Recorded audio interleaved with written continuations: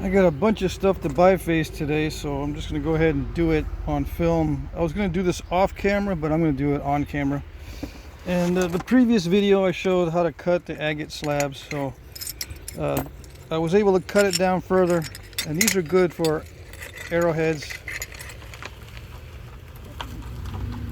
They're already really thin, right? So I don't want to nap a big old slab like this. It's not going to be possible for me, especially with agate. Agate is very tough. Now, I don't know if it's heat treated. It does not look heat treated, right? So I'll nap a couple of these, or I'll just nap one of them. I'll find out if it's heat treated soon enough. And if it's not, I'm going to go ahead and heat treat it later on. But the snap looks like it's dull, right? It doesn't look glossy, so it's probably raw agate. So I'm saving this. I can heat treat this whole thing. It's thin enough. As long as I ramp up the heat slowly, it should be okay. But it's much safer to heat treat small pieces, but it's more difficult to snap. That's why I used the nail and I stood on top of the agate. I think I did not mention that it seems to me that this is a raw slab, not heat treated. Okay, that's why it was hard to snap. That's why I had to stand on it. Okay, I know I repeat myself a lot, but sometimes people don't catch it even if I repeat myself. All right, so I'm going to go ahead and spall that one from last night.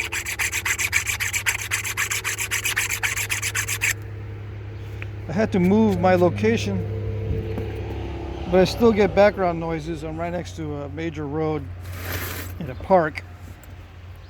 But anyway, it's better than lawnmower noises. My dad's having the lawn mowed right now, and I had to move out of the way anyway. Okay, so here we go.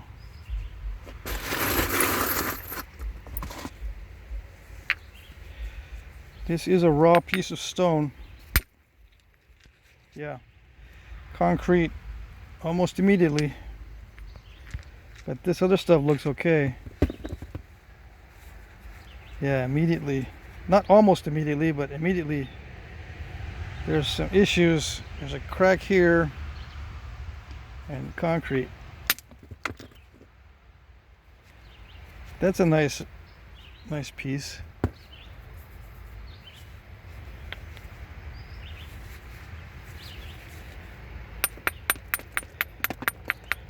So once in a while it's probably going to be hard to hear me as the big trucks go by, but oh well.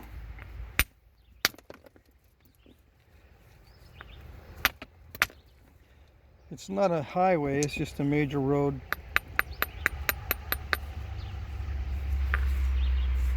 Natural light.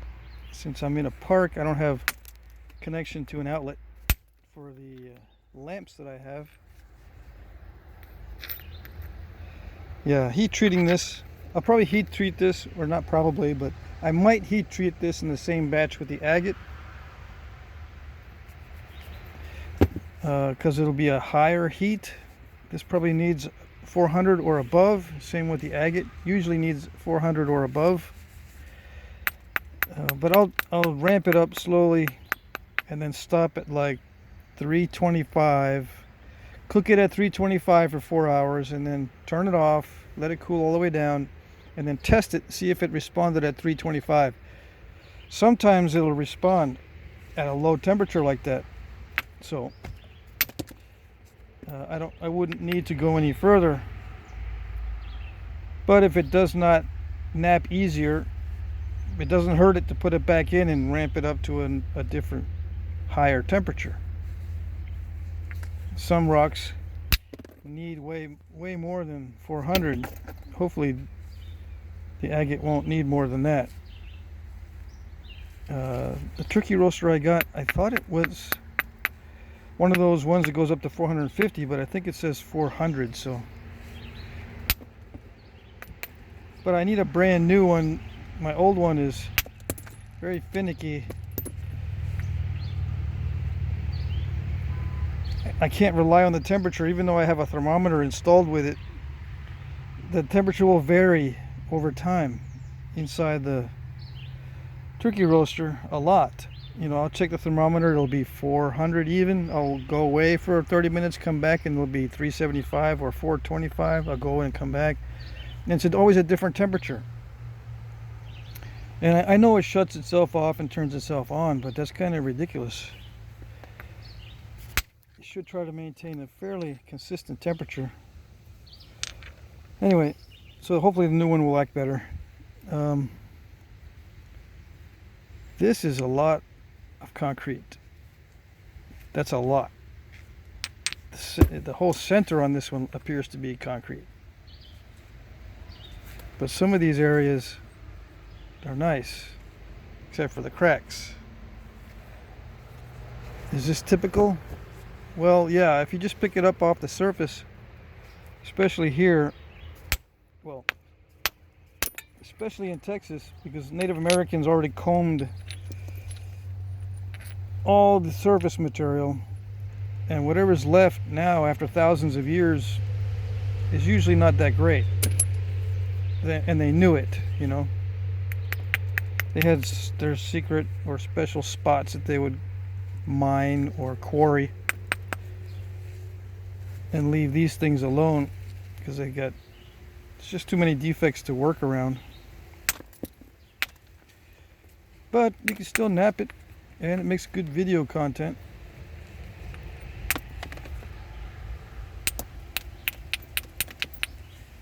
That's all we got these days, some of us. That's it. If that's all you got, that's all you got.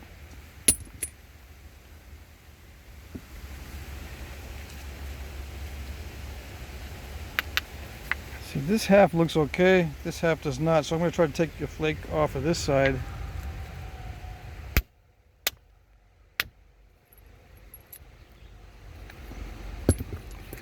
I was hoping you'd go further that way.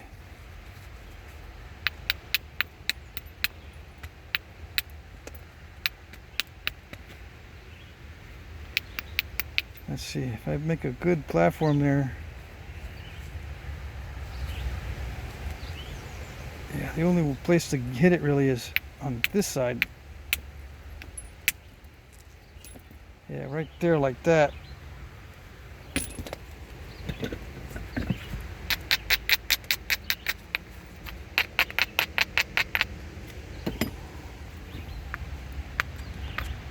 And I should be able to swipe it for a thinner flake. Well, yeah. I mean, that's a good flake, but it's kind of small. But no worries, I'm going to start making small points anyway. Since that didn't work so well, I'm going to try to do a platform from the other side. Get a thicker flake. Thicker. Why don't I use the titanium? Because this shatters the edge less.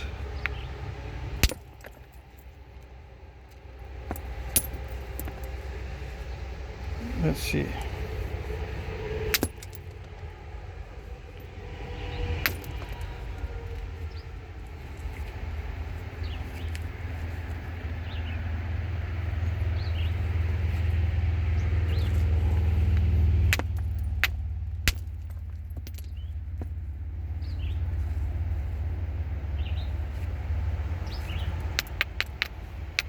I'm not quite sure what to do with it.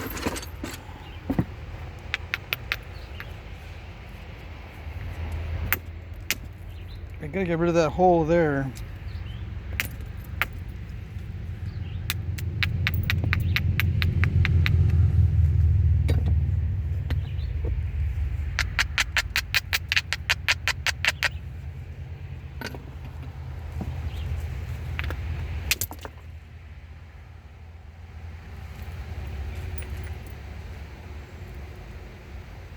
Yeah, it's pretty bad as far as size. It's a pretty big hole.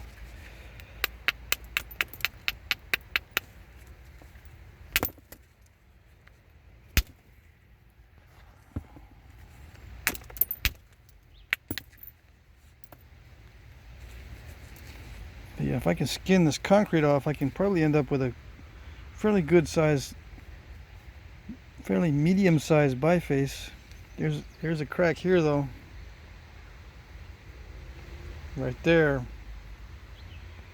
So I have to skin it down pretty far, but I'm gonna need to skin it down far anyway. But then, you know, I don't want to hit the top of that concrete. See, the top of that concrete is right where that crack ends. I could capture, I mean, the concrete wants me to capture it, but I don't want any of it. You know what I mean? The concrete is right in the perfect spot to be captured. You know, I can skin everything else off and just have the concrete by itself, but I want the opposite, which makes it difficult. In the process of skinning off, if let's just pretend that I wanted to capture that concrete and keep it, all these skinning flakes, would they be usable? Maybe, maybe not, because the cracking is one of the downsides of trying to skin off and use just the material from the very top. But I could try to skin, well, I am going to try to skin this cortex off, and if I skin deep enough, I may end up with a good flake.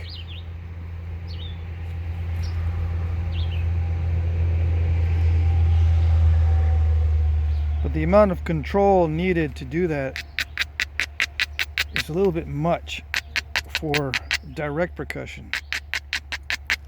Indirect, I can be a little more accurate. Obviously, wearing my safety glasses or my readers gives me a disadvantage as far as direct percussion goes. If you look at the guys who are really, really good at direct percussion, they don't wear glasses. I think that's one of the reasons. Any slight interference with your depth perception really messes up chances for the kind of flakes you want.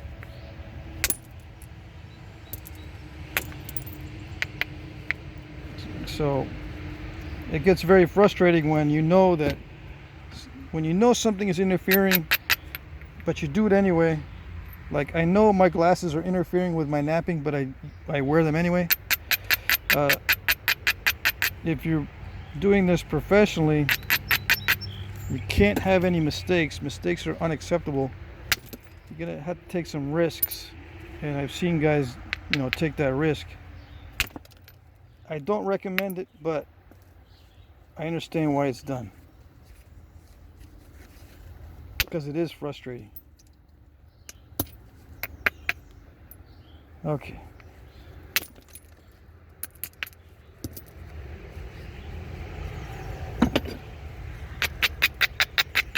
I'm getting rid of the concrete first because that requires harder hits. And if I skinned off this easy stuff first and then try to get rid of the concrete, I'd probably break the whole thing in half because it requires hard hits.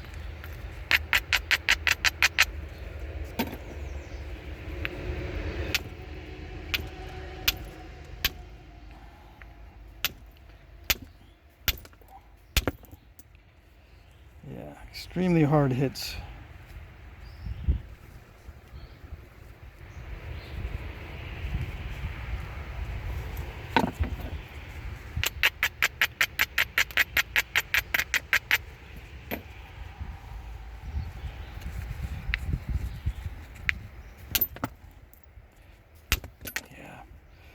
Hitting so hard I'm breaking the top part. So I don't know, I can still get, let's see, I'm just not going to think about it.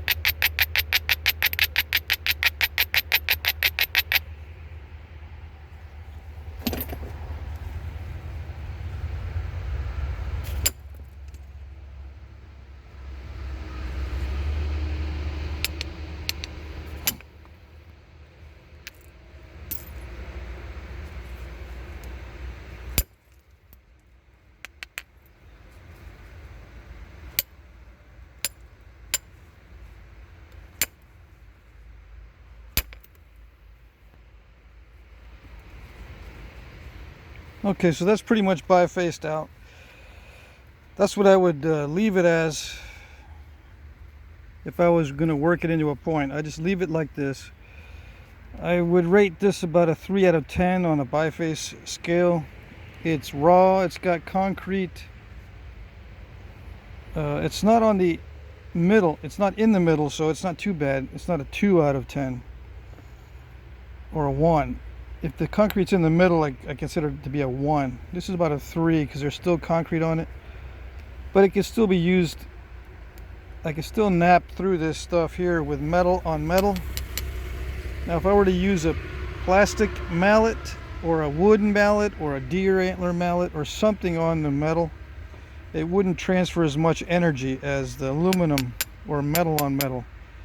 Metal on metal will blast through extremely tough raw stone.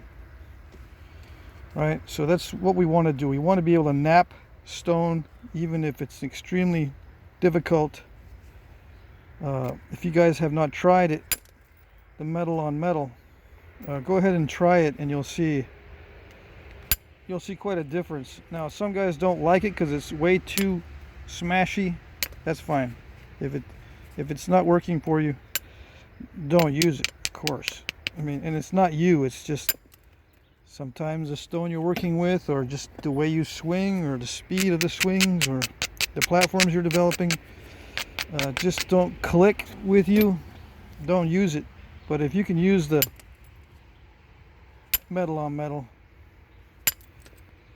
it can save time and a lot of effort. So I don't need to swing nearly as hard. In a confined space like this behind the van, I don't need to wind up as much to develop a lot of, I don't have to develop a lot of speed for these hits like I would if I was using the plastic mallet.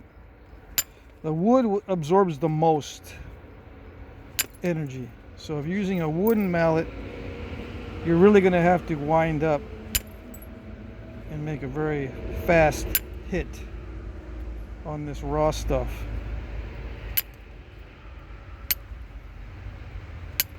So yeah, I would just leave it like this pretty much. So I'll just end it here. See, that big old nodule ended up being just a little biface with some other maybe usable flakes, but only partially usable. You know, I can use this as a tool. I can just grind this edge. The concrete is easily ground down, relatively easily compared to the flint on this side. This will grind down very smoothly. So it's good to have a ground area here for your hand, and then you can sharpen this nice area, this nice flint here, and then use it as a cutting tool or whatever. Or you can just nap away most of this concrete and use this side for your point. So with that big old chunk, I ended up with pieces that are somewhat usable. If all I needed was flakes to cut meat with, then I would just use the flakes. I wouldn't even bother napping down these things to try to use them for anything except little cutting tools. In case you didn't know, most of this is old news for most of you guys. Utilized flakes are a no-brainer.